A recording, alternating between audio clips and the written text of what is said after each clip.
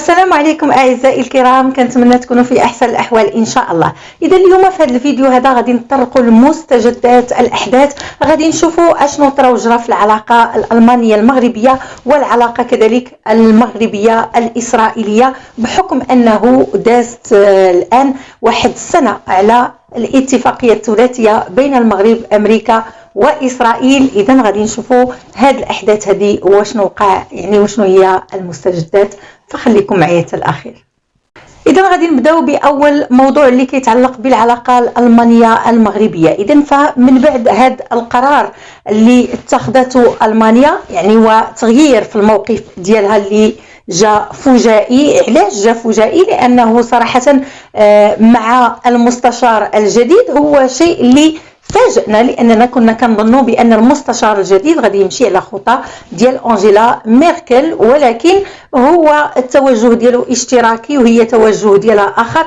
اذا فكان لابد انه يكون واحد التغيير. اذا فالمانيا هنا كتشوف للمستقبل البعيد، تشوف بانه الصحراء المغربيه فيها واحد الكنز اللي هو ثمين. سبق وتكلمنا على هذا الامر هذا، واللي كيتعلق بجبل تروبيك، واللي كاينه معادن اخرى كذلك في الصحراء اللي هي كثيره واللي كتدخل في صناعه السيارات. اذا فهذا المستشار الجديد فهو ذكي، ماشي بحال انجيلا ميركل اللي يعني كانت متزمته شيئا ما، لكن هو كينظر كما قلت للمستقبل والصناعه ديال السيارات، لانه الى خلى يعني امريكا وخلى دول اخرى كبريطانيا، خلى اسرائيل، خلى يعني جميع الدول اللي هي دابا الان تتعاقد مع المغرب وكتعقد يعني شراكات الى اخره. فهذا غادي يرجع على المانيا بالندم، لانها من بعد ما غتلقاش مع من تتعامل، وما غتلقاش ملي غادي تجيب واحد المواد اللي هي كتدخل في صناعه السيارات. والمواد هذه اللي كاينه فقط في جبل تروبيك يعني في المغرب، وكاينه في دوله وحده افريقيا. اذا فهنا المانيا يعني بهذا القرار هذا وبهذا يعني مدت يدها للمغرب، فهي الان غاديه تدخل في علاقه وغتدخل في شراكات. ثم ما ننساوش بانه راه كاينه اصلا شراكات بين المغرب والمانيا، كاينه شراكات اللي هي عديده، كاينه شركات اللي هي فاتحه في المناطق الصحراويه. ولكن الازمه اللي جات من بعد التصريحات يعني العدائيه والمواقف العدائيه كذلك ديال المانيا تجاه الصحراء المغربيه، فهذا هو اللي خلى المغرب يقطع العلاقات ديالو نهائيا مع المانيا. اذا فالخارجيه الالمانيه كتقول وكتصرح بانه ينبغي ان تعود البعثات الدبلوماسيه في الرباط وبرلين باسرع وقت ممكن. اذا فالمانيا الان فهي بغات انها يعني تعوض ما فات، بغات تطوي صفحه الماضي اللي دازت مع انجيلا ميركل وتبدا صفحه جديده مع المستشار الجديد. بالنسبة لوزارة الخارجية الألمانية يوم الخميس أشنو قالت؟ أنه يجب الآن دفع العلاقات الألمانية المغربية إلى الأمام من خلال الحوار. فأبرز البلاغ الصادر عن وزارة شؤون الخارجية المغربية في هذا الصدد أن ألمانيا سجلت موقفا سلبيا بشأن قضية الصحراء المغربية. وهذه القضية هذه فاحنا كنعرفوها جميع، بحيث أنه من بعد الاعتراف ديال دونالد ترامب بمغربية الصحراء، فألمانيا انجيلا ميركل فعيطات كاع الدول ديال الاتحاد الاوروبي وقالت لهم خصنا نعقدوا واحد الاجتماع اللي هو طارئ، وخصنا نوقفوا هذه المهزله ديال دونالد ترامب، لان هذا الموقف اللي اتخذوا هو يعني احادي الجانب مع من تشاور هذا السيد هذه المهزله خصها تحبس. اذا فهنا المغرب له الحق انه يتقلق ويغضب منها، وله الحق يعني 100%. وهذا الموقف الالماني فلحد الان باقي ما لقاش ليه المغرب يعني تفسير. المانيا ما عطاتوش تفسير نهائيا، والمانيا ما وقفاتش عند هذا الحد هذا، ولكن شفنا مجموعه ديال الاحداث اللي جات فيما بعد، بحيث ان المغرب تقصى في القمه ديال برلين الاولى اللي كتعلق بالملف الليبي، هذه وحده. ثم فيما بعد كاينه تقارير اللي صدرات واللي قالت تقارير يعني ألمانية واللي صدرات واللي كتتهم المغرب بأنه كيتجسس على مجموعة ديال الشخصيات الهامة يعني وشخصيات كذلك جزائرية وعلى رئيس فرنسا، كيتجسس على المواطنين، على الصحفيين، على الحقوقيين.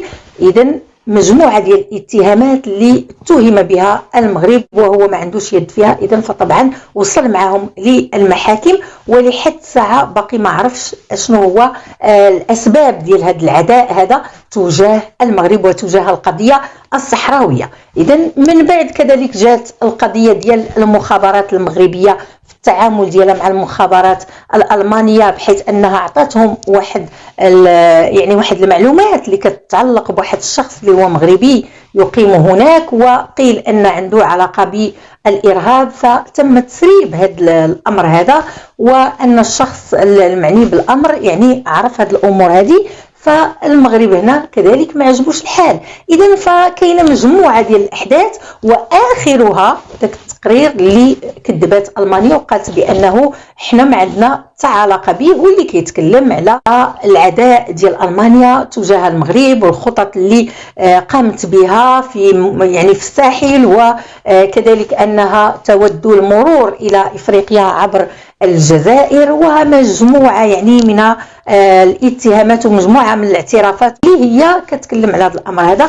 ولكن هنا ألمانيا نفت هذا الأمر وقالت بأن داك الشيء ربما مفبرك، ربما جهة معينة اللي هي بغات تزيد تسيء للعلاقة المغربية الألمانية. إذن في هذا الباب، فبالنسبة لهذه القضية هذه وهذا العداء هذا تجاه المغرب هو موقف خطير لم يتم تفسيره كما قلنا لحد الآن. وردت وزارة الخارجية الألمانية بالقول أن هذه الاتهامات لا يمكن فهمها. دابا الخارجية تقول لك أنا ما فهماش، إذن شكون اللي غادي يفهم؟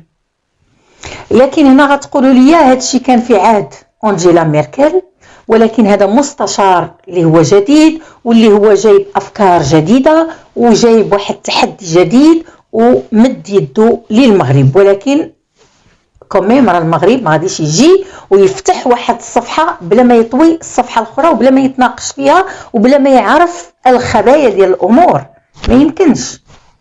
إذن هذا هذه نقطة اللي هي مهمة كان لازم أننا نوضحوها.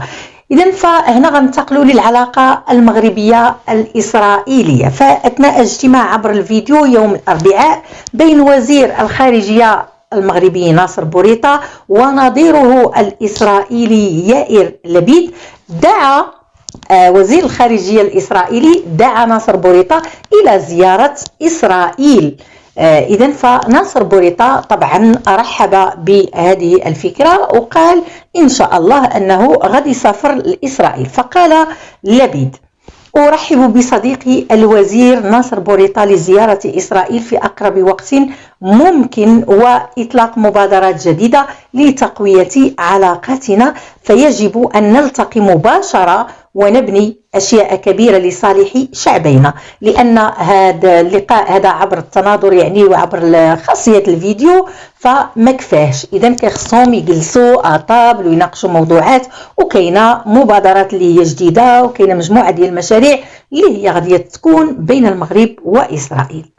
إذن بدوره ناصر بوريطة فهو عبر على الأمل ديالو بزيارة إسرائيل من طبيعة الحال. وهنا ما نساوش بأن يائر لبيد راه هو سبق ليه وزار المغرب في شهر أوت في شهر غش، بحيث أنه قال إنها كانت إحدى أقوى اللحظات في فترة توليه منصب الوزير، كانت أحسن مدار في الفترة الوزارية ديالو. هذا شيء جميل لأنه من طبيعة الحال منين جا المغرب راه هو حاز بواحد الكرم واحد الجود والعطاء، وحنا كنعرفوا المغاربة كيفاش دايرين وكيفاش كيتهلاو في الضيف.